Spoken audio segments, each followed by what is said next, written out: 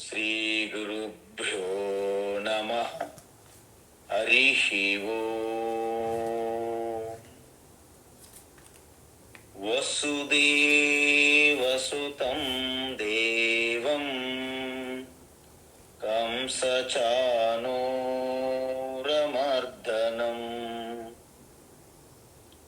దేవకీ పరమానందం కృష్ణం వందే జగద్గురుం. తీర్త్వా మోహార్ణవం హత్వా రాగద్వేషాదిరాక్షసాన్ సీతా శాంతి సమాయుక్తా ఆత్మా రామో విరాజతే. ఆత్మా రామో విరాజతే. ఆత్మస్వరూప బంధుగణ, మనం భగవద్గీత భక్తి యోగము అంటే భగవద్గీతలో ఈ భక్తి యోగం చాలా చిన్న అధ్యాయం అయినప్పటికీ చాలా అందమైనటువంటి సుందరమైనటువంటి అధ్యాయం. అందుకే రామాయణంలో సుందరకాండ అని ఎలాగైతే చెప్తారో భగవద్గీతలో ఈ భక్తి యోగం అలాంటి సుందరమైనటువంటి అధ్యాయం. ప్రతి ఒక్కరికి కూడా దీని మీద ఒక ప్రీతి. భక్తి యోగము మొట్టమొదటిసారి గీత పట్టుకుంటే భక్తి యోగం ఏం చదువుతాం, భక్తి యోగం చెప్పండి అంటారు. అంటే ఈ రామాయణంలో సుందరకాండ వలె భగవద్గీతలో కూడా ఈ భక్తి యోగం అంతటి ఆకర్షణగా ఉంటుంది. ఎందుకంటే ఈ భక్తి యోగములో చెప్పిన విధానం మీరు చూస్తే ఇంకా ఎక్కడ ఏ వేద ఉపనిషత్తుల పురాణాల్లో కూడా ఇంత వివరంగా ఉండదు. అద్భుతమైన భక్తి అంటే ప్రతిదీ భక్తి అనుకుని ఉన్నటువంటి ఈ సమాజంలో ఆ భక్తి ఆరంభం ఎక్కడ, స్టెప్ బై స్టెప్, మెట్టుకు మెట్టు అలా ఉత్కృష్టమైనటువంటి లాస్ట్ చివరి మెట్టు ఏమిటి భక్తిలో అనేది తెలియజేసి ఆ భక్తి యొక్క యథార్థ తత్వం అర్థమైనప్పుడు ఆత్మజ్ఞానం వేరు భక్తి వేరు కాదు అని అర్థమవుతుంది మనకి. అందువలన ఈ సృష్టి అంతా కూడా నేను అనే భావన కంటే వేరు లేదు. అందువలన ఆ జ్ఞానము ద్వారా వచ్చే శక్తి ఉన్న చూడండి, అద్భుతం, అతులనీయం, అనంతం. అందుకే ఆత్మజ్ఞానం అధ్యాత్మ విద్య, విద్యలన్నిటిలో అధ్యాత్మ విద్య అంటారు. అందుకే ఎన్ని కళలు, ఎన్ని మహిమలు, ఎన్ని సిద్ధులు ఉన్నప్పటికీ ఆత్మజ్ఞానం అనుభూతిలోకి రానప్పుడు నారద మహర్షి లాంటి వారు కూడా శోకం నుండి బయటపడలేదు. అందువలన మరి ఈ 5 స్టెప్స్ మెట్లు ఎక్కినటువంటి ఈ జ్ఞాని భక్తులు ఉన్నారు కదా, పరాభక్తులు, వారి యొక్క లక్షణాలు మనం చూస్తున్నాం. ఏంటంటే యోన వృష్యతి నద్వేష్టి నా శోషతి నా శోచతి నా కాంక్షతి అన్నారు. నా శోచతి అంటే శోకం. అంటే ఎవరైతే రాగము ద్వేషాలు, రాగద్వేషాలు ఎవరికైతే ఉండవో వారికి శోకము ఉండదు, ద్వేషము ఉండదు, వాళ్ళకి కోరికలు కూడా ఉండవు. ఆ రాగం అంటే కాంక్ష అంటే రాగం, ఆ కోరిక. వాళ్ళు ఎలా ఉంటారంటే మనకు పాము ఉంటుంది, పాము. ఆ పాము తన చర్మాన్ని వదిలించుకోవడానికి కొన్ని ఆ పొదలలో వెళ్తుంది. ఒక హార్డ్గా ఉంటాయి అవి ఆ ముళ్ళతో.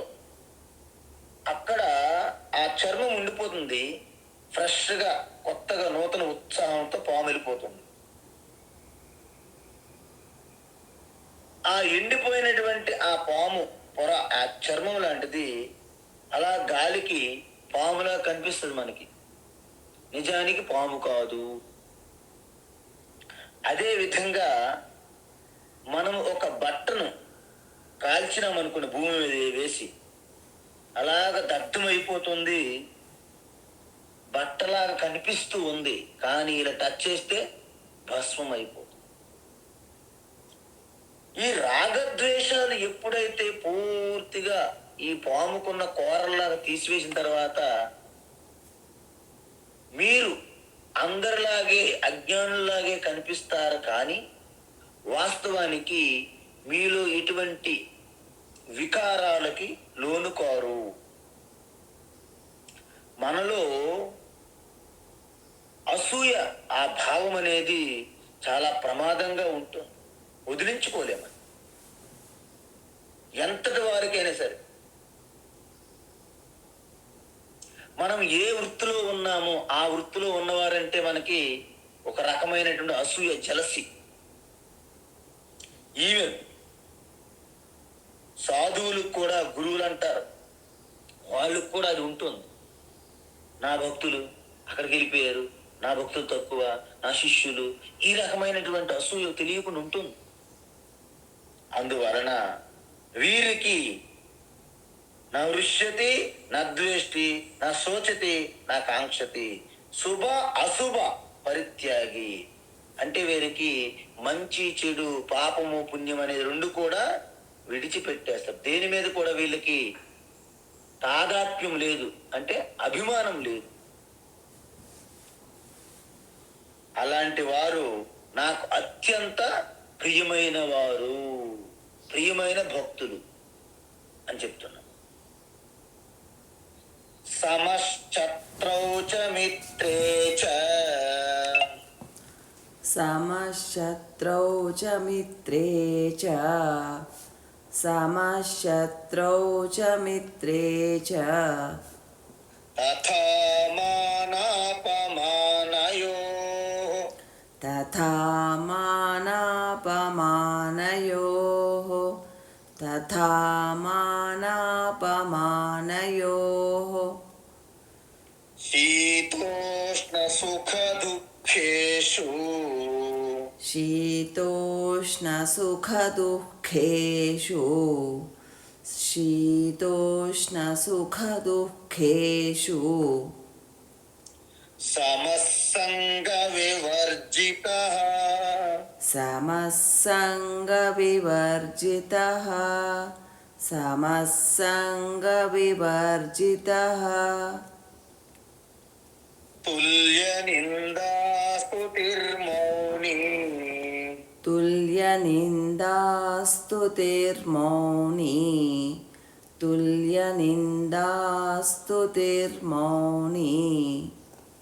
సంతుష్టో యేన కేనచిత్, సంతుష్టో యేన కేనచిత్, సంతుష్టో యేన కేనచిత్, అనికేత స్థిరమతిః, అనికేత స్థిరమతిః, అనికేత స్థిరమతిః, భక్తిమాన్ మే ప్రియో నరః, భక్తిమాన్ మే ప్రియో నరః, భక్తిమాన్ మే ప్రియో నరః,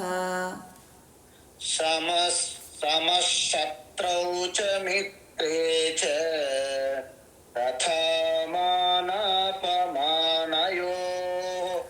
సమశత్రౌ చ మిత్రే చ, తథా మానాపమానయోః, సమశత్రౌ చ మిత్రే చ, తథా మానాపమానయోః, శీతోష్ణ సుఖ దుఃఖేషు సమస్సంగ వివర్జితః, शीतोष्णसुखदुःखेषु समः सङ्गविवर्जितः शीतोष्णसुखदुःखेषु समः सङ्गविवर्जितः तुल्यनिन्दास्तुतिर्मौनी सन्तुष्टो येन केनचित् तुल्यनिन्दास्तुतिर्मौनी सन्तुष्टो येन केनचित् तुल्यनिन्दास्तुतिर्मौनी सन्तुष्टो येन केनचित् अनिकेतस्थिरमतिः भक्तिमान् मे प्रियो नरः अनिकेतस्थिरमतिः भक्तिमान् मे प्रियो नरः अनिकेतस्थिरमतिः भक्तिमान् मे प्रियो नरः ఉత్తమం. అయితే ఇప్పుడు భగవాన్ ఏం చెప్తున్నారంటే ఈ పరాభక్తుల యొక్క లక్షణాలలో ఇక ఆఖరి సంక్షిప్త సమాప్తం చేస్తున్నారన్నమాట.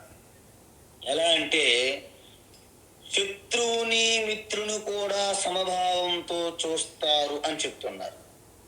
నిజానికి శత్రువు అంటే వారు ఉండరండి. నిజానికి శత్రువు మిత్రులు ఉండరు. కానీ మనము ఆ లేబులింగ్ వేస్తామన్నమాట. ఎలా వేస్తాము అంటే మనలో ఉన్నటువంటి ఆ రాగద్వేషాల ఆధారంగానే శత్రువు మిత్రువు అంటారు. ఎందుకంటే మనకి అనుకూలంగా ఉంటే, మన ఆదేశాలను పాటిస్తూ ఉంటే మనకు మిత్రువలే భాషిస్తాడు. మన యొక్క ఆదేశాలను ఉల్లంఘించినట్లుంటే, మనకు ప్రతికూలంగా ఉన్నట్లు ఉంటే వారే శత్రువుగా భాషిస్తారు. మీరు చూడండి, మన సొంత కుటుంబ సభ్యులు ఒక్కొక్కసారి మనకి శత్రువులుగా భాషిస్తారు. ఎందుకు? మీకు అనుకూలంగా ఉండరు, మీ ఆదేశాలను ధిక్కరిస్తారు. కాబట్టి ఇక్కడ శత్రువులు వేరుగా ఎక్కడి నుండి రారు, మిత్రులు కూడా వేరుగా ఎక్కడి నుండి రారు. ఉన్నవారు ఉంటారు. కానీ మన లోపల ఉన్నటువంటి ఆ రాగద్వేషాలని అనే గ్లాసెస్ ద్వారా మనం చూడడం వలన వారు శత్రువులు మిత్రులు అంటారు. కానీ పరాభక్తులు అంటే ఈ జ్ఞాని భక్తులకి ఈ రాగద్వేషాల అనే ఆ కలరింగ్, ఆ రంగు లేదు. కాబట్టి వారికి శత్రువులు లేరు, మిత్రులు లేరు. అంటే అలా అంతా ఒక్కరే ఉన్నారు, ఆత్మస్వరూపులు మాత్రమే మిగిలి ఉన్నారు. అందువలన ఇక్కడ అజాత శత్రు అంటారు. అంటే ఏంటండి అజాత శత్రు అంటే ఏంటంటే వారికి శత్రువులు అసలు లేరు అని అర్థం. నా జాత శత్రు యస్య సహ అజాత శత్రు. ఇది వ్యాకరణంలో బహువ్రీ సమాసాలు అంటారు. అంటే శత్రువులు లేని వ్యక్తికి అజాత శత్రు అంటారు. ధర్మరాజు, శ్రీరామచంద్రుడు వీళ్ళంతా కూడా అజాత శత్రువులు అంటారు. వాస్తవానికి వారికి ఎవరికి శత్రువులు లేరు. వారెవ్వరూ దుర్యోధనుడిని కానీ రావణాసుడిని కానీ ఎప్పుడు శత్రువుగా వారు భావించలేదు.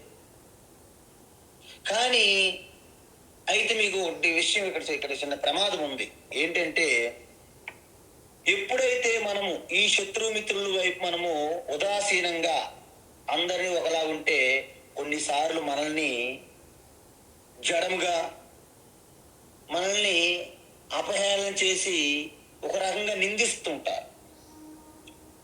అయితే మనం ఏం చేయాలి? మరి జరుగుతున్న పరిణామాలకు తొందరగానే రియాక్ట్ అయిపోవాలా, స్పందించాలా? తొందరగా కూడా ఆలోచన లేకుండా స్పందించితే అది కూడా ప్రమాదమే. అలాగని ఎప్పుడు స్పందించకుండా ఉంటే అది కూడా ప్రమాదమే.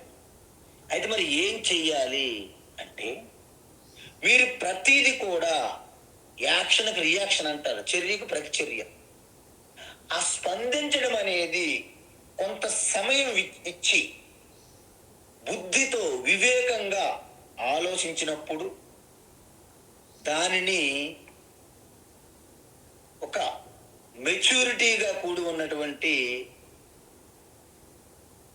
పూర్తిగా ఒక ప్రొడక్టివ్ అంటే ఫ్రూట్ఫుల్ రియాక్షన్ అంటారు.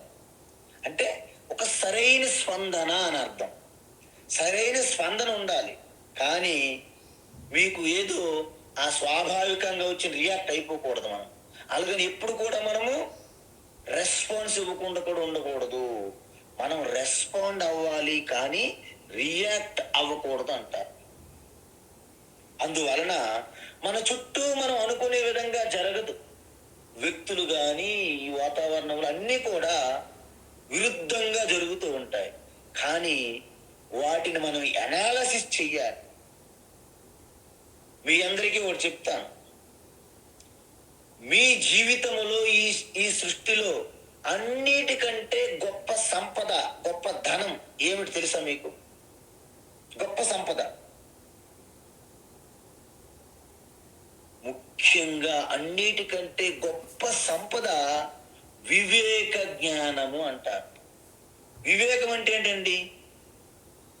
అంటే రెండింటి యొక్క వేరు చేసే ఆ తేడా చూసే జ్ఞానాన్ని వివేక జ్ఞానం అంటారు. అంటే మంచి చెడుని వేరు చేసి చూడాలి, క్షణికము నిత్యాన్ని వేరు చేసి చూడగలగాలి. ఎలాగైతే మనము అరటిపండు తొక్క గుజ్జు ఎలాగైతే వేరు చేస్తున్నామో దానికి వివేకం కావాలి. వివేకము ఈజ్ ద హైయెస్ట్ సంపద, ఈజ్ ద కోహినూర్ డైమండ్ అన్నమాట, వజ్రం లాంటి. అందుకే శంకరాచార్య వివేక చూడమని అంటారు. ఈ వివేక జ్ఞానానికి మీ అందరికీ తెలుసు, కొత్త స్త్రీకి వివాహం అయినప్పుడు వారి అత్తవారింటి నుండి భర్త ఏం పెడతారు? వారికి చూడమని పెడతారు. చూడమని ఒక డిగ్నిటీ, ఒక గొప్పతనం, ఉన్నత ఔన్నిత్యం, తేజస్సు, ఓజస్సు, శక్తి, సామర్థ్యం అన్నిటికి కూడా ప్రతీక ఆ చూడమని. ఆ చూడమని నిజంగా సాక్షాత్ లక్ష్మీదేవికి ప్రతీక. కాబట్టి ఆ చూడమని పెట్టుకోవడమే కాదు, నిజానికి మన యొక్క వివేకమే అసలైన చూడమని. కాబట్టి వివేక చూడమని అని శంకరాచార్య చెప్పారు. కాబట్టి ఈ విధంగా వివేకంతో మనం రెస్పాండ్ అవ్వాలి. అందువలన మనకి నిజానికి శత్రువు మిత్రులు అంటే ఎవరు లేరు. అయితే మనం ఎలా హ్యాండిల్ చేయాలి వారిని? మనం ఎప్పుడు కూడా మన హృదయములో ఆ ప్రేమ శాంతిని డిస్టర్బ్ కాకుండా, వాటికి విఘాతం కలగకుండా మనం స్పందించాలి, వివేకముతో స్పందించాలి. ఒకవేళ వారికి శిక్ష, పనిష్మెంట్ కోరుకుంటున్నారు అనుకోండి, దాన్ని ఇస్తాము, అదే ఇస్తాం మనం, కానీ మన ప్రేమను కోల్పోకూడదు. స్వామీజీ ఇది అసంభవం అనిపిస్తుంది మాకు, మీరు వారేమో అంత అన్యాయంగా ప్రవర్తిస్తుంటారు, వారేమో సామధాన భేదాలకి వాళ్ళు వినరు, సో చివరికి మనం వారికి దండనే శిక్షించాలి. అలాంటప్పుడు నేను ప్రేమతో ఎలా దండించగలను అని మీరు అడగవచ్చు. దండించవచ్చును. ఒక తల్లి నిజానికి తన పిల్లలకి ఆ విధంగానే దండిస్తుంది తప్ప పిల్లల మీద విపరీతమైన ప్రతీకారముతో, ద్వేషముతో వారికి ఎవరికి పనిష్మెంట్ ఇవ్వదు తల్లి. ఆ చిన్న పిల్లలకి ఎన్నిసార్లు చెప్పినా వినిపించుకోకపోతే తల్లి వారికి ఏదో ఒక శిక్ష ద్వారా సెటరైట్ చెయ్యాలి అనే ఉద్దేశంతో మాత్రమే తల్లి వారిని శిక్షిస్తున్నారు తప్ప ఎటువంటి దేశముతో నిండిపోయిన హృదయము, ఆ కోపాగ్నితో, ద్వేషముతో, ప్రతీకార జ్వాలలతో తల్లి ఎప్పుడు బిడ్డలకి శిక్ష వేయదు. అంటే ఈ జగత్తుకి మీరు ఒక తల్లి స్థానంలోకి వెళ్ళిపోతారన్నమాట. అది పరాభక్తుల యొక్క స్థానం. అందుకే ప్రతి ప్రాణి యందు కూడా ఆ ప్రేమ, ఆ కరుణతో ఉంటారు. మీ అందరికీ తెలుసు, ఇంతకుముందు చెప్పుంటాను, ఒక మహాత్ములు ఒక నదీ తీరంలోకి వెళ్ళారు స్నానం చేయడానికి. అక్కడ ఒక తేలు నీటిలో పడిపోయి కొట్టుకుంటుంది. వెంటనే మహాత్ములు ఇలా తీశారు చేత్తో. తీసిన వెంటనే ఒక్క కాటు వేసింది ఆ తేలు ఆ అరిచేతికి. అబ్బా అని ఒక్కసారి విడిచిపెట్టారు. మళ్ళీ తేలు మళ్ళీ నీటిలో కొట్టుకుంటుంది. తేలు మళ్ళీ చేత్తో పట్టుకుని మళ్ళీ తీశారు. మరొకసారి కాటు వేసి మళ్ళీ విడిచిపెట్టాడు. మళ్ళీ కొట్టుకుంటూ దాన్ని చూసి బాధపడి మళ్ళీ పట్టుకోబోతున్నారు. ఆ ఒడ్డు మీద చూస్తున్నటువంటి బ్రహ్మచారి శిష్యులు అనమాట. శిష్యులు చూశారు. గురువు గారు మీకేమైనా పిచ్చా అన్నాడు. ఏమి నాయన, అది మాటి మాటికి కాటు వేస్తున్నా మీరు ఎందుకు దాన్ని రక్షిస్తున్నారు అన్న. అప్పుడు గురువు గారు అన్నారు, చూడు నాయన, కాటు వేయడం అనేది తేలు యొక్క స్వభావం. మరి నేను సాధువుని, సకల ప్రాణుల యొక్క బాధను భరించలేను, నా బాధగా తీసుకుంటాను. కాబట్టి నీటిలో అది బాధపడుతుంటే నేను తట్టుకోలేకుండా రక్షించడం అనేది నా స్వభావం అని చెప్పారు మహాత్మ. నీకు అర్థమైంది కదా? అందువలన మనం ఏం చేస్తాం? ఎందుకంటే వాళ్ళని రక్షించిన పదే వాళ్ళ నుంచి మీకు దెబ్బలతో వదిలేయండి, వాళ్ళ కర్మనాలు పోతారు అంటాం మనం. అది సాధువుకి మనకున్నటువంటి తేడా. కాబట్టి ఈ విధంగా అదే విధంగా మాన అవమానయో అన్నారు. అంటే మిత్రులు శత్రువులు మనం ఇచ్చినటువంటి లేబుల్ బ్రాండే తప్ప నిజానికి శత్రువులు మిత్రులు లేరు. అంతా ఉన్నది ఆత్మస్వరూపులే. ఇప్పుడే మనం ధ్యానంలో చెప్పాం, బోర్లించి ఉన్నటువంటి కుండ లోపల ఉన్నటువంటి ఆ క్యాండిల్ దీపం ఎలాగైతే ఆ రంధ్రాల ద్వారా ప్రకాశిస్తుందో, సకల ఉపాధుల శరీరాల నుండి కూడా నేనే ప్రకాశిస్తున్నాను ఆత్మగా. దీన్ని అంతర్యామి, సకల ప్రాణుల యందు కూడా అంతర్యామి వలె ఉన్నాను. అదే గాడు, అదే భగవంతుడు. అందువలన ఈ విధంగా ఎవరైతే పూర్తిగా శత్రుమిత్రుల యందు సమదృష్టి కలిగి ఉంటారో వారికి మానము అవమానం అంటే గౌరవము అవమానం కలిగినప్పుడు కూడా సమదృష్టితో ఉంటారు. ఎందుకంటే ఒక్కసారి మనకి ఈ మానవమానాలు దేని ద్వారా జరుగుతాయండి? శరీరానికి. మరి శత్రుత్వం మిత్రుత్వం ఏ భావన అండి? మనస్సు సంబంధించింది. కాబట్టి ఈ మానము అవమానం అంటే ఏంటి? ఒక్కసారి మేము వెళ్తాం, అక్కడ మంచి ఆసనం వేస్తారు, పీఠం వేస్తారు, కూర్చోబెడతారు, పూర్ణ కుంభంతో స్వాగతం పలుకుతారు, మాలలు వేస్తారు, కూర్చోబెడతారు. ఒక్కొక్కసారి మనం వెళ్ళి కూర్చులో లేపేసి, ఏంటి మీరు లేవండి, అక్కడ కూర్చోండి, మన మంత్రి వచ్చాడు, మన ఎమ్మెల్యే వచ్చాడు, కార్పొరేటర్ వచ్చాడు, ఎవరో వస్తారు, లేకపోతే ఇంకొక పీఠాధిపతి వచ్చారు. మీకేమవుతుంది?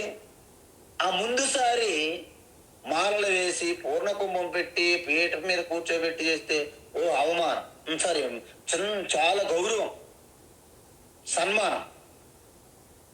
అదే మనం ఒక కుర్చీలో కూర్చొని లేపేసి ఒకవేళ ఆ పూలమాలు తీసుకుని వస్తుంటే ఓహో నాకే వేస్తారు అనుకున్నాను అనుకోండి, మిమ్మల్ని దాటి ఆ పక్కన మీకు కాదని పక్కన వాళ్ళకి వేశారనుకోండి, మీకు అవమానంగా ఫీల్ అవుతుంది. అందుకే ఎప్పుడైనా సరే మీరు గౌరవం పొందుతున్నారు, సన్మానాలు జరుగుతున్నాయంటే అవమానం జరుగుతున్నప్పుడు కూడా మీరు చిరునవ్వుతో అంగీకరించడానికి సిద్ధంగా ఉండాలి. మీ అందరికీ తెలుసు, ప్రపంచంలో వ్యాపారస్తులు కానీ, క్రీడాకారులు కానీ, రాజకీయ నాయకులు కానీ, ఈ గురువులు కానీ, శాస్త్రవేత్తలు ఎవరైనా సరే ఒక్కసారి వారికి గౌరవం సన్మానాలు జరుగుతున్నాయంటే వారికి ఎక్కడో ఒక దగ్గర అవమానంగా కూడా ఉంటుంది. అందువలన గురువులకు కానీ మనుషులకు కానీ ఎవరికైనా సరే వారికి పొగుడుతుంటారు, తిడుతుంటారు, వారికి సన్మానాలు చేస్తుంటారు, అవమానాలు చేస్తుంటారు. అందుకే ఈ ఎవరైతే సాధు మహాత్ములు ఉంటారో వారు ఏం చేస్తారంటే ఈ గౌరవాలు సన్మానాలకి అవమానాలకి భయపడరు. వాళ్ళు చేయాల్సింది చేస్తారు. ఎదుటి వ్యక్తిలో ఏమైనా మార్పు చేయాలి అంటే, తప్పు చేస్తున్న అపరాధాలు చేస్తుంటే వారికి దానికి అనుకూలంగా శిక్ష వేయడానికి ప్రేమతో వేస్తారే తప్ప హృదయములో ద్వేషము ప్రతీకారం పెట్టుకొని చెయ్యరు. ఎందుకంటే చివరికి వారికి ఆ శిక్ష వేయకపోతే వాళ్ళు ఉద్ధరించబడరు కాబట్టి ఆ శిక్ష వేయడానికి కూడా సిద్ధపడతారు. అందువలన మానము అవమానము రెండుగా స్వీకరిస్తారు చిరునవ్వుతో. ఎవరు? ఇలాంటి జ్ఞాని భక్తులు, మీలాంటి జ్ఞాని భక్తులు.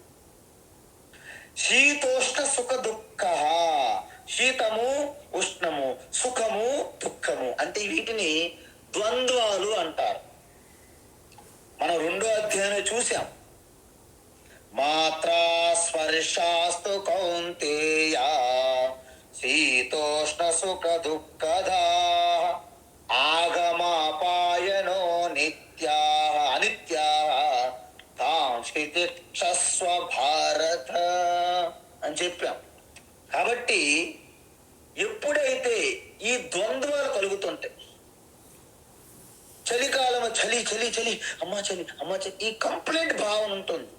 దానికి మనం అంత కంప్లైంట్ చేయక్కర్లేదు, కాస్త ఓర్పుతో సహించాలి. ఇప్పుడు సమ్మర్ బాగా నడుస్తుంది, వేడి ఉక్కపోస్తుంది, పవర్ లేదు, జనరేటర్ లేదు, ఒకటే గందరగోళం. అంత అక్కర్లేదు. సహనం సర్వ దుఃఖానం, అన్ని దుఃఖాలను కూడాను మిమ్మల్ని నుంచి దూరం చేసి మిమ్మల్ని బయటపడేటట్లు చేసేది సహనం. కాబట్టి ఎప్పుడు కూడా మనము వీటికి కింద మీద పడకూడదు.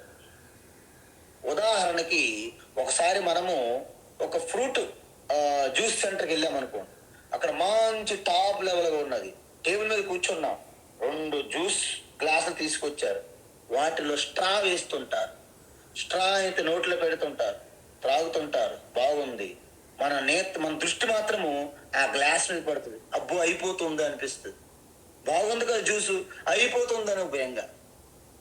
అందువలన మనకు ప్రతిసారి కూడా ఈ రెండింటి మధ్యలోనే మనము జీవిస్తుంటాము. అంటే చలి వేడి, దుఃఖము సుఖము, లాభము నష్టము, జయము అపజయము, సన్మానము అవమానం, ఇవన్నీ కూడా ద్వంద్వాలు అంటారు వీటికి. అంటే ఈ ద్వంద్వాలకి అతీతంగా మీరు వచ్చేసారు. ఎలాగా? మీలో మార్చుకున్నారు, బయట మార్చొద్దు. అందుకే జ్ఞాని భక్తులు ఏం చేస్తారంటే, రోడ్డు బాగోలేదని నడవలేమంటారు. వాళ్ళు ఏం చేస్తారు, అయితే వెంటనే మనం రోడ్డు వేద్దామా, లేకపోతే రెడ్ కార్పెట్ వేద్దామా? ఏమి కార్పెట్లు రోడ్లు వేయరు, కాలుకు షూనో చెప్పులో వేసుకుని వెళ్ళిపోతారు అన్నమాట జ్ఞాని భక్తులు. అదే మూర్ఖులైతే తనకి కాలుకి రక్తాలు వచ్చి నడుచుకుంటూ వెళ్తారు. అదే డబ్బున్న వాళ్ళైతే వాళ్ళ యొక్క కార్పెట్లు రోడ్లు బాగు చేసుకుని వెళ్తారు. అదే జ్ఞాని భక్తులు అయితే ఏం చేస్తారంటే, తన జ్ఞానం వాడుకొని ఒక చిన్న స్లిప్పర్స్ వాడుకొని వెళ్ళిపోతారు. వర్షం పడుతుంది, అమ్మో వర్షం పడుతుంది, మొత్తము దానికి వర్షం పడకుండా ఒక తెరలాగా ఏమైనా అడ్డుకుంటారా? ఏం అడ్డుకో అక్కర్లేదు. ఒక గొడుగు పట్టుకుంటే మీరు గమ్యం చేరుకుంటారు. అదే చీకట్లో ప్రయాణించేటప్పుడు మొత్తం చీకటినంతా ఫ్లడ్ లైట్లు పెట్టి వెలుతురు చేయక్కర్లేదు, ఒక చిన్నపాటి టార్చ్ లైట్ ఉంటే మీ గమ్యాన్ని మీరు చేరుకుంటారు.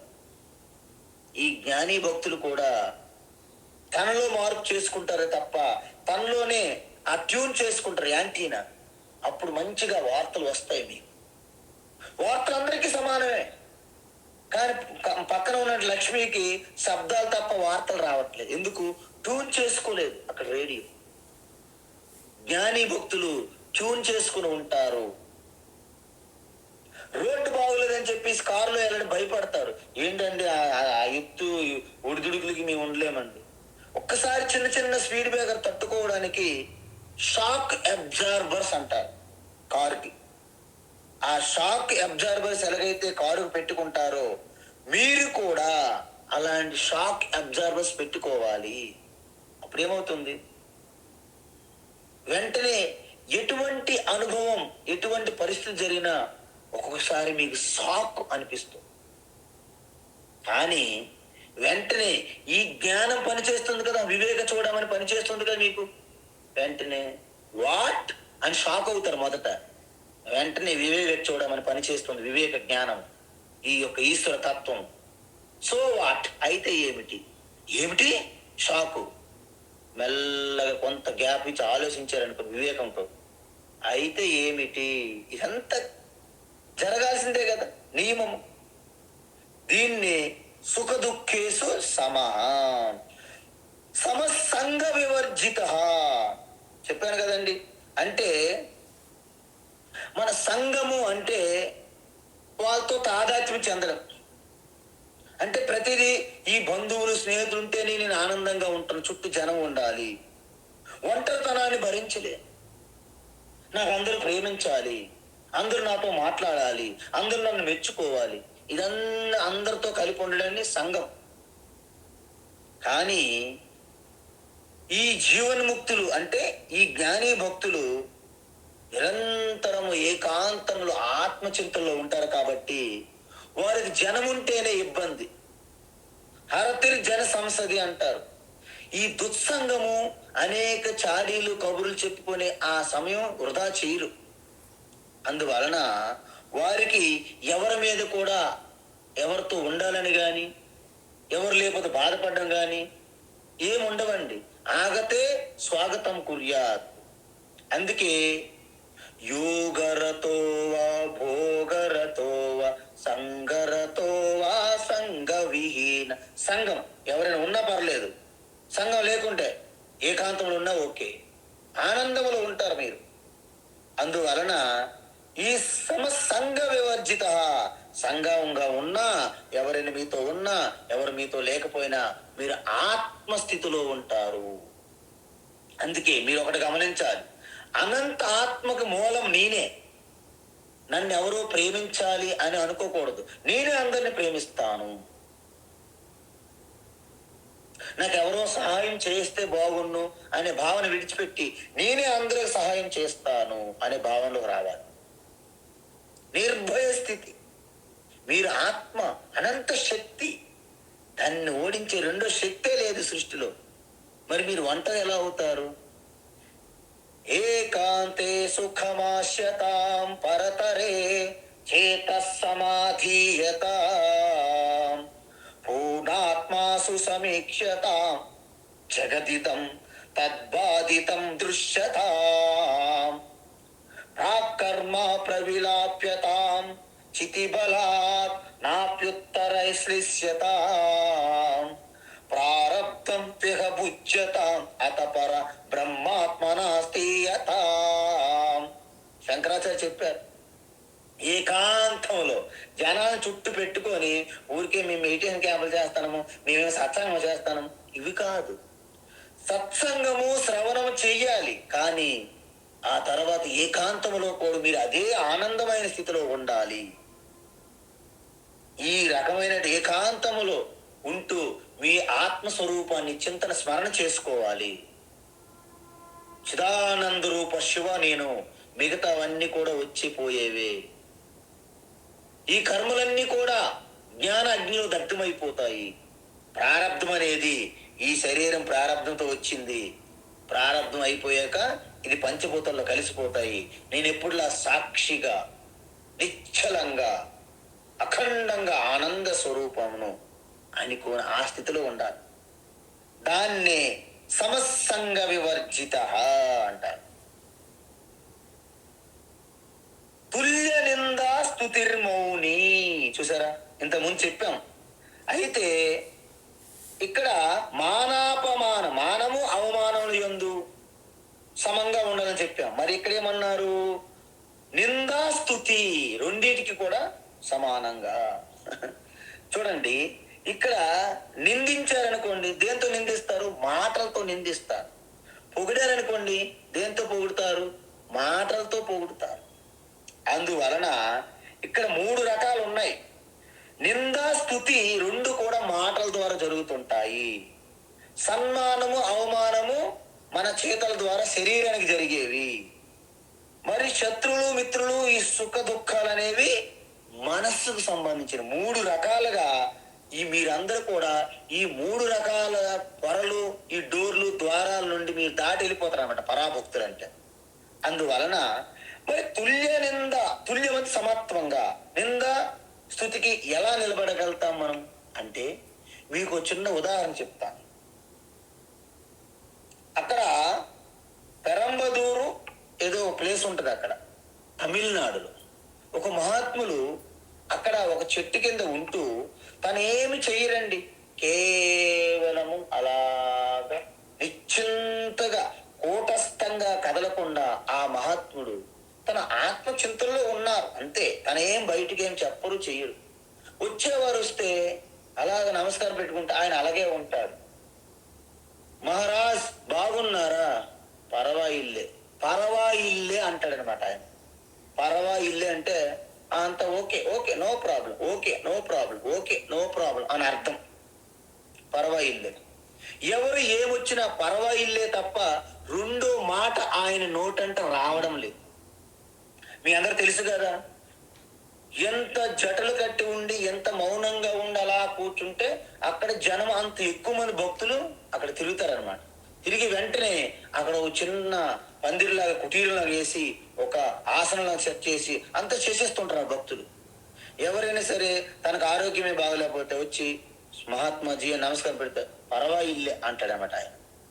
తన పిల్లలకి ఆడపిల్లకి ఏమైనా పెళ్లి కాకపోతే అక్కడికి వెళ్తే పరవాయిల్లే అంటాడు.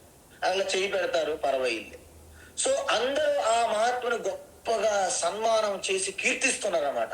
వచ్చిన వాళ్ళు అక్కడ అనేక రకాలైనటువంటి ప్రసాదములు, నైవేద్యములు పెడుతూ అక్కడ పూలమాలలు, అన్ని సన్మానాలు. పరవాయిల్లే అనే స్వామి పేరు కూడా పరవాయిల్లే అని పేరు పెట్టారు వీళ్ళు. సో పరవాయిల్లే స్వామి అంటే ఇక ఫేమస్ అనమాట.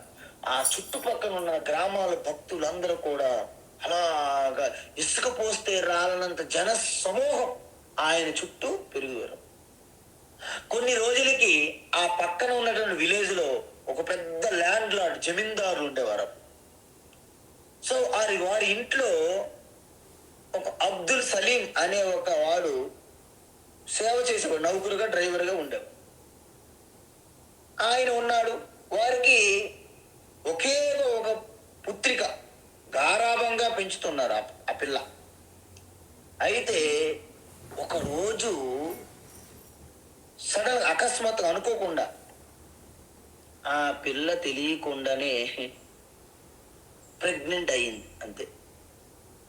ఇక అందరూ పట్టి అడిగారు ఆ తల్లి, ఎవరికి చెప్తే, ఎక్కడైతే అబ్దుల్ మాలిక్ ఉన్నాడు కదండి, ఆయన చెప్తే ఎక్కడ ఆయనకి చంపేస్తారో లేకపోతే ఎక్కడ ఆయనకి ప్రమాదం వస్తుందని చెప్పేసి ఇంకెవరి పేరు చెప్తుందా పిల్ల, పరవాయిల్లే స్వామి అని ఏ చూపెట్టింది అనమాట. ఆ పిల్ల పరవాయిల్లే అని స్వామి పేరు పెట్టి వెంటనే ఎంతో ఆవేశం కోపాలతో ఆ గ్రామ ప్రజలు వచ్చి ఆ పరవాయిల్లే స్వామికి రేఖలపాటి కిందకి లాగి అనేక దుర్భాషలాడి కోపంతో ఊగిపోతూ నెట్టుతూ అవసరమైతే కొట్టుకుంటూ ఆయన గెటించారు, బయట పంపించారు. నువ్వే చేసావా, పరవాయిల్లే. ఏమైంది, పరవాయిల్లే. పరవాయిల్లే తప్ప రెండో మాట లేదు ఆయన నోటంటే. అందరూ కూడా ఎంతో మహాత్మ ఉంటే ఇలాంటి నీచమైన పని చేస్తావని ప్రతి ఒక్కరు దుర్భాషలు ఆడుతున్నారు ఆ పరవాయిల్లే స్వామికి. ఆయన మాత్రం ఒకటే పరవాయిల్లు. అయితే నువ్వు ఎంత ఘోరం చేసావు కాబట్టి ఈ పాపం నువ్వే పోషించు అనే పాపని ఆ స్వామి దగ్గరికి పంపించారు. పరవాయిల్లే అంటాడు అప్పుడు కూడా. అయితే ఇక పాప ఉన్నది, అందరు వెళ్ళిపోయారు. ఏం చేస్తారు, కొన్ని రోజుల తర్వాత డెలివరీ అయ్యింది పాప. బిడ్డ పాప ఇద్దరు, ఇక ఒక పరవాయిల్లికి ఇంక ఇద్దరు తోడయ్యాడు. ఇక ఆయన ఏం చేస్తాడు, ఇక నా బిడ్డ కోసము ఆయనకు కావలసిన విషయాలు ఈ ఊర్లో ఎలాగా పట్టించుకోవట్లేదు.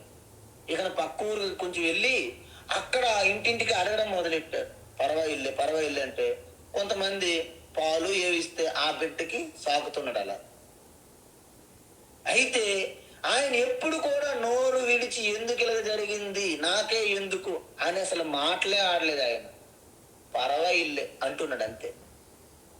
కొన్ని రోజులకైతే మీ అందరికీ తెలుసు, బిడ్డ ఎంత తప్పు చేసినా ఒప్పు చేసినా తండ్రి కాస్త బయటికి ప్రగల్భంగా ఉన్నా తల్లి మాత్రం వెళ్తుంది. ఇది మీకు తెలియాలి. అందరికీ తెలుసు, మన అందరికీ తెలుసు సమాజంలో. తల్లి సీక్రెట్ మార్గాల్లో వెతుక్కుంటది అనమాట పిల్లల్ని కలవడానికి. అలాగా సంధ్యా సమయంలోనో చీకటి సమయంలోనో ఆ బిడ్డ దగ్గరికి వెళ్ళి చూస్తుంటే ఒక రోజు నిజాన్ని ఒక్కసారి చెప్పింది ఆ పిల్ల. అమ్మ, తప్పు అయిపోయింది, అసలు నా వ్యవహారానికి పరవాళ్ళ స్వామికి సంబంధం లేదు. మరి ఏమైంది? మన ఇంటిలో ఉన్న అబ్దుల్ మాలిక్ పని అన్నది. వెంటనే ఆ తల్లి ఆలోచించి మెల్లగా, ఎందుకంటే ఒక్కసారి ఏదైనా సరే ఇలాగ రబ్బర్లా తెంపకూడదు, దానికి ఒక ప్లాన్ ఉంటుంది, ప్రణాళిక ఉంటుంది. కాబట్టి వెంటనే తల్లి వెళ్ళి తన భర్తతో మెల్లగా కథ స్టార్ట్ చేసుకుని చివరికి ఇలా జరిగింది అని చెప్తుంది. అప్పుడు ఆ అబ్దుల్ మాలిక్ని అడిగితే, నువ్వేనంటే నేనే ఎంతగానో ప్రేమిస్తున్న మీ అమ్మాయికి అన్నాడు. మరి ముందెందుకు చెప్పలేదా బాబు అంటే, మీరు ఎక్కడ మమ్మల్ని చంపేస్తారని భయానికి చెప్పలేదు. వెంటనే మళ్ళీ గ్రామం అందరికీ కూడా సభపెట్టి, మనం ఘోర అపరాధం చేశాము, పరవేళ్ళ స్వామి మహాత్ములకి ఎటువంటి సంబంధం లేదు, ఆయన భగవంతుడు, దేవుడు, ఈశ్వరుడు, గుడి కట్టేస్తారన్నమాట వచ్చి. మళ్ళీ వెంటనే అందరూ వచ్చి మళ్ళీ ఆయనకి అనేక రకమైన కాళ్ళ మీద పడి తప్పైపోయి క్షమించమని చెప్పేసి మళ్ళీ తీసుకుని వచ్చి ఆయనకు గుడి కట్టే. అప్పుడు మళ్ళీ బిడ్డ కిన్నాలు చేసినందుకు మీకు ఎలా, మీ రుణం ఎలా తీర్చుకోవాలని చెప్తే, సరే బిడ్డ తీసుకెళ్తాం, పర్వాలే, తప్పు అయిపోయింది, పర్వాలే అంటే ఎంతటి రకమైనటువంటి మనకి నిందలేసినా మనకు స్తుతించినా ఆ మహాత్ముల్లో ఎటువంటి మార్పు లేదు, సమానంగా ఉన్నారు. దీనినే తుల్య నిందా స్తుతిర్మౌని అంటారు. ఆ ముని మౌనంగా ఉండేవారు. సంతుష్ట ఏనకేన చిత్, వాళ్ళకి మన ఆనందానికి, మన సంతోషానికి, మన శాంతికి బయట నిజంగా కారణాలు లేవు. బయట వ్యక్తులు కానీ వస్తువులు కానీ అవి కారణం కావు, కానీ అవి నిమిత్త మాత్రం అవుతాయి. ఎలా అంటే మన లోపల ఆనందము కప్పివేసి ఉంటుంది, అవ్యక్తంగా, ప్రకటన కాకుండా. మనస్సు ఏమంటుందంటే, ఈ కప్పివేసిన ఆనందాన్ని తెలుసుకోలేక బయట మనం బంగారం, ఈరోజు అక్షయ తృతీయ రోజు బంగారం రేట్లు తగ్గాయి, నువ్వు బంగారం ఒక నెక్లెస్ కొనుక్కుంటే మాత్రం గొప్ప ఆనందం అంటుంది మీ మనస్సు. ఇక బంగారం నెక్లెస్ కొంటే గానీ మీకు మనస్సు ఎంత ఉండదు. బంగారం నెక్లెస్ ఇంటికి తీసుకుని వచ్చినప్పుడు మనసు కాస్త రెస్ట్ లోకి వెళ్ళిపోతుంది. ఏం చేస్తాం, నేనేం బంగారం నెక్లెస్ అడిగాను, వీళ్ళు కొనేసరి నేనేం చేయాలి అని మనసు కాస్త గ్యాప్ తీసుకుంటుంది. ఆ తాత్కాలికంగా మనసు ఎప్పుడైతే మధ్యన బ్రిడ్జ్ తెరపోయిందో ప్రకటన కాని ఆనందం ఆ సమయంలో ప్రకటమవుతుంది. ఆ ప్రకటమైన ఆత్మ నుండి ప్రకటమైన ఆనందము ఈ నెక్లెస్ నుండి వచ్చిందనే భ్రమలో మనం ఉండిపోయి జీవించేస్తాం అన్నమాట. అదే అన్నిటికీ వర్తిస్తుంది. ఇల్లు కట్టాలి అని మనసు చెప్తుంది. ఎన్నాలండి ఈ చిన్న ఇంట్లో ఉంటాం మనము, పెద్ద డూప్లెక్స్ కట్టుకున్నాం అనుకోండి, నీకు ఆనందమే ఆనందం అని మనసు చెప్తుంది కదా. అప్పులు చేసి నానా తంటాల పడి ఇల్లు కట్టేస్తాడు. అప్పుడు ఏం చేస్తుంది, ఇల్లు కట్టమని ఇల్లు కట్టేశారే, మరి నేనేం చేయాలి, కాసేపు గ్యాప్ తీసుకుంటుంది మనస్సు. అప్పుడు మీ యొక్క స్వతహాగా ఆత్మానందం ప్రకటన అవుతుంది. మనమేమనుకుంటాము, కొత్త ఇల్లు ద్వారా నాకు ఆనందం వచ్చిన భ్రమలో బ్రతికేస్తూ ఉంటాం. అమ్మాయికి పెళ్లి, అబ్బాయికి జాబ్, అమెరికా పంపించారు, ఏదైనా సరే అప్పటికి కాంట్రాక్ట్ రావాలి, బిజినెస్, పొజిషన్, రాజకీయ పదవులు, ఉద్యోగాలు, ప్రమోషన్లు, ఇవన్నీ కూడా మన మనస్సు ఆనందానికి అవి కారణము అని ముందు అనిపిస్తుంది. సో అవి జరుగుతుంటే ఒక్కొక్కటి 100 కోరికలు పెడితే ఒక్కొక్క కోరిక జరుగుతుంటది కదండి. మధ్య మధ్యలో అంటే చిన్న పిక్కులు టచ్ చేసినట్టు, భోజనం చేస్తుంటాం, మధ్య మధ్యలో చిన్న పిక్కులు ఇలా పెడితే మరికొంత అన్నం తినడానికి ఉపయోగపడుతుంది. అలాగా సుఖము దుఃఖము ఇవన్నీ భావనలు కూడా మన యొక్క మనస్సు ఆడుతున్న నాటకాలే తప్ప యథార్థమునకు ఆనందము, శాంతి ఇలాంటివి బయట ఉండవు. మీ స్వరూపమే ఆనందం, మీ స్వరూపమే శాంతి. శాంతి అంటే శివ అని అర్థం. కాబట్టి వారికి ఎటువంటి పరిస్థితులైనా సరే ఆనందంగా ఉంటారు. ఎందుకు? ఆత్మ తృప్తి. యస్వాత్మరతిరేవ స్యాత్ ఆత్మతృప్తశ్చ మానవః ఆత్మన్యేవాత్మనా తుష్టః. చూసారా, మీ ఆత్మతోనే ఆత్మ క్రీడిస్తుంది, ఆత్మతోనే ఆత్మ రమిస్తున్నది, ఆత్మానంద స్థితిలో ఉంటారు. ఆత్మే సర్వము. కాబట్టి వారికి ఎటువంటి కారణం అక్కర్లేదు ఆనందంగా ఉండటానికి. ఎటువంటి పరిస్థితుల్లోనైనా సంతుష్ట, తుష్ట, సంతుష్ట. అనికేత అంటే వారికి కేతనం అని తెలుసు కదా, సాయి నికేతనము, రామ నికేతనము, శ్రీనివాస నికేతనం అంటారు, అంటే ఇల్లు.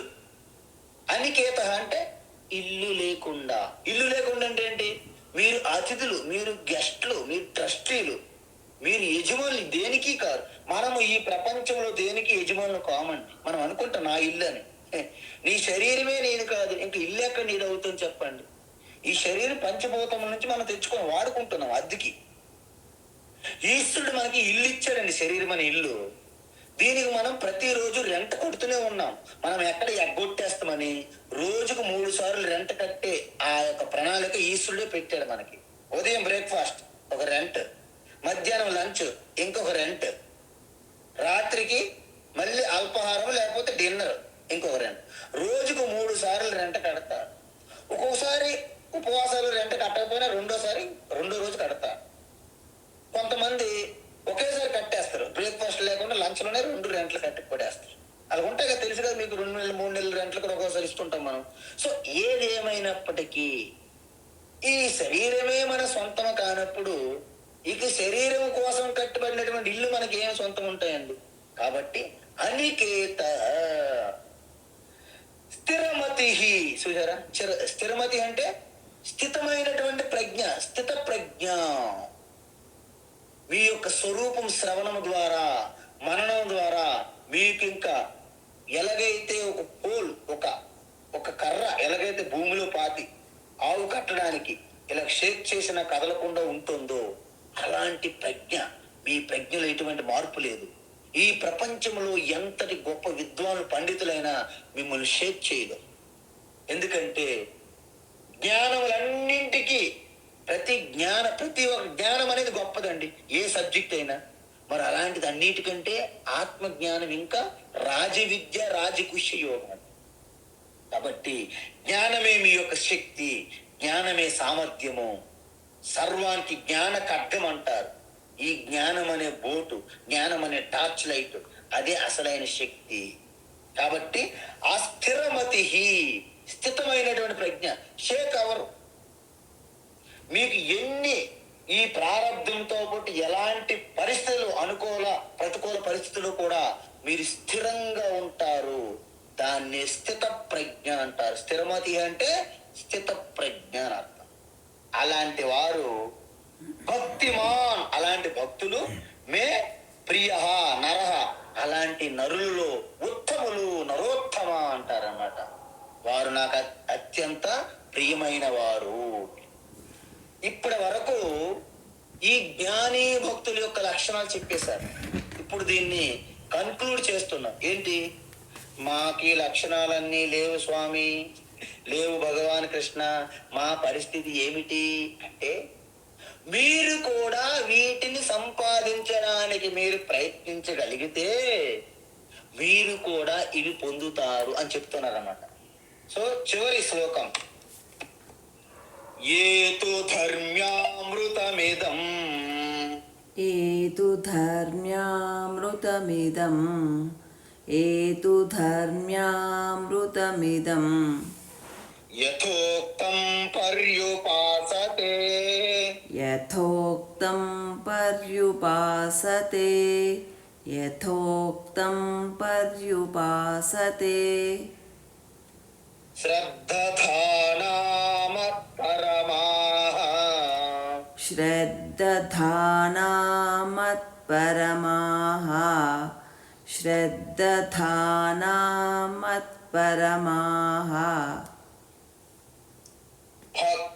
భక్తాస్తేతీవ మే ప్రియా, భక్తాస్తేతీవ మే ప్రియాః, భక్తాస్తేతీవ మే ప్రియాః ఏ తు ధర్మ్యామృతమిదం యథోక్తం పర్యుపాసతే. ఏతు ధర్మ్యామృతమిదం యథోక్తం పర్యుపాసతే. ఏతు ధర్మ్యామృతమిదం యథోక్తం పర్యుపాసతే. శ్రద్ధానామత్పరమాః భక్తాస్తేతీవ మే ప్రియాః. శ్రద్ధానామత్పరమాః భక్తాస్తేతీవ మే ప్రియాః. శ్రద్ధానామత్పరమాః భక్తాస్తేతీవ మే ప్రియాః. సో ఉత్తమం. ఈ శ్లోకముతో ఈ అధ్యాయము సమాప్తం చేస్తున్నారు భగవాన్ శ్రీకృష్ణ. అయితే ఇంతటి గొప్ప లక్షణాలు ఈ జ్ఞాని యొక్క అనంతానందము స్థితి విన్నాక ఎవరికైనా సరే అటువంటి జ్ఞాని భక్తులు ఎవరిని ఎలా అనే మీలో కుతూహలం కలుగుతుందా లేదా? కలుగుతాం. అయితే మరి మిమ్మల్ని ఊరికి వదిలేస్తారా భగవాను? విడిచిపెట్టరు. ఎందుకంటే ఆయన జగద్గురువు కాబట్టి ఆయన ఏమంటున్నాడంటే, ఇదం ఈ విధంగా నేను చెప్పినటువంటి వేద రహస్యం, వేదానికి అనుగుణంగా వేదము ద్వారా ప్రకటమైనటువంటి అమృతం అంటే ఆత్మజ్ఞానం, ధర్మ్యం అంటే వేదము ద్వారా ప్రకటమైనటువంటి ఈ వేద జ్ఞానము, బ్రహ్మ విద్య, ఆత్మజ్ఞానము యథోక్తం నేను చెప్పిన విధంగా. ఏ విధంగా చెప్పావయ్యా అంటే, ఫస్ట్ కోరికలతో మీరు విడిచిపెట్టలేని పరిస్థితుల్లో కోరికలతో పాటు మీరు కర్మలు చేసినప్పటికీ ధర్మ విరుద్ధంగా కాకుండా చేసి ఆ వచ్చిన రిజల్ట్, ఆ ఫలితం ఏదైతే ఉందో ఈశ్వర ప్రసాదంగా స్వీకరించడం ప్రారంభించండి. దీనిని సకామ కర్మయోగ భక్తి అంటారు. తరువాత కొన్ని రోజులకి, కొన్ని నెలలకి, కొన్ని సంవత్సరాలకు అనుకోండి, అప్పుడు నిష్కామంగా అంటే ఈ కోరికలతో కూడి ఉన్న కర్మలు విడిచిపెట్టి సమాజముకి, సమాజంతో పాటు నాకు కళ్యాణం మంగళకరం జరిగే కర్మలు, ఎటువంటి స్వార్థం కాకుండా నిస్వార్థంగా నిష్కామంగా కర్మలు చేసి ప్రతి కర్మ చేసేటప్పుడు ఈశ్వర పూజగా భావం చేస్తూ వచ్చే ఫలితాన్ని ఈశ్వర ప్రసాదంగా స్వీకరించడం, దీనిని నిష్కామ కర్మయోగ భక్తి అంటారు. రెండు అయిపోయినాయి. కర్మయోగాన్ని రెండు పాదములుగా విడదీశారు. తరువాత బహిర్ముఖంగా ఉన్నంత వరకు భగవంతుడు దూరం కాబట్టి అంతర్ముఖంలోకి వెళ్ళాలి కాబట్టి ఈశ్వరుని ధ్యానించాలి, ఉపాసన. అయితే ఉపాసన అంటే అంతర్యామి, సర్వవ్యాపి కష్టం. సో ఇష్ట దేవత లేదా ఏక రూప ఈశ్వరుని మనము ఉపాసనా యోగ భక్తి మనం ప్రారంభించి అనేక రూప ఈశ్వర ఉపాసన భక్తిలోకి మనం ప్రవేశిస్తే దాన్ని 3-4 మెట్లు అంటారు. ఆ తరువాత మీ యొక్క పుణ్యము, ధర్మం బాగా పెరిగిందనుకుంటే ఈశ్వర అనుగ్రహం వలన ఒక శ్రోత్రియ బ్రహ్మనిష్ట గురువు, తత్వం తెలుసుకున్న గురువు తారసపడినప్పుడు వారి దగ్గర తత్వాన్ని శ్రవణం చేసి సంశయాలు పోగొట్టుకొని మననం చేసి దాన్ని నిరంతరం స్మరణతో నిధిధ్యాసనం చేసి ఉంటే దాన్ని జ్ఞానయోగ భక్తి అంటారు. ఈ 5 మెట్లు ప్రకారంగా ఎవరైతే పూర్తిగా పాటిస్తారో వారికి ఈ అమృతత్వం అంటే ఆత్మజ్ఞానం అనేది తే భక్తాః, వాళ్ళు అతీవ మే ప్రియ, వాళ్ళు అత్యంత ప్రియులవుతారు. వారు ఇహైవ జన్మని, ఈ జన్మలోనే మోక్షాన్ని పొందుతారు. ఎందుకు? శ్రద్ధదానా మత్పరమాః, పరమాత్మయే పరమలక్ష్యంగా అత్యంత శ్రద్ధాభక్తితో ఎవరైతే నేను చెప్పిన విధంగా పాటిస్తారో, ఈ విధంగా 5 మెట్లులాగా భక్తిని పాటిస్తారో వారు అత్యంత ప్రియులు నాకు అవుతారు. ఇందులో ఎటువంటి సంశయం లేదు. ప్రతి ఒక్కరికి సాధ్యమే. మనం ఎక్కడ ఉన్నామని చెక్ చేసుకుని అక్కడి నుండి ప్రారంభించాలి. మనం పక్క వారితో కంపేర్ చేసుకోవద్దు, పోల్చుకోవద్దు. మనము సకామ కర్మయోగ భక్తిలో ఉన్నామా? ప్రారంభించండి, ఈరోజే ప్రారంభించండి. నిష్కామ కర్మయోగ భక్తిలో ఉన్నామా? అక్కడ నుండే ప్రారంభించండి. ఏకరూప ఇష్టదేవత తప్ప నేను బయటికి ఇంక చూడలేను అని అన్నారా? సరే, అక్కడి నుండే ప్రారంభించండి. నేను ఈ జగత్తునంతటి కూడా ఈశ్వరునిగా భావించి నేను సేవ చేస్తున్నాను భక్తి, అక్కడి నుంచే చేయండి. లేదు, నాకు వేదాంత శ్రవణం భగవద్గీత తత్వం బాగా అర్థమైంది, గాడ్ బ్లెస్ యూ, అక్కడి నుంచి చేయండి. అందరికీ కూడా ఈ ఆత్మతత్వాన్ని పొంది మోక్షం పొందే అర్హత ఉంది అని చెప్తూ ఈ అధ్యాయాన్ని ఇక్కడితో సమాప్తం చేశారు. రేపు మళ్ళా ఈ 12వ అధ్యాయం భక్తి యోగం యొక్క సారాంశాన్ని చూద్దాం. హరి ఓం తత్సత్. సర్వం శ్రీకృష్ణార్పణమస్తు. హరి ఓం.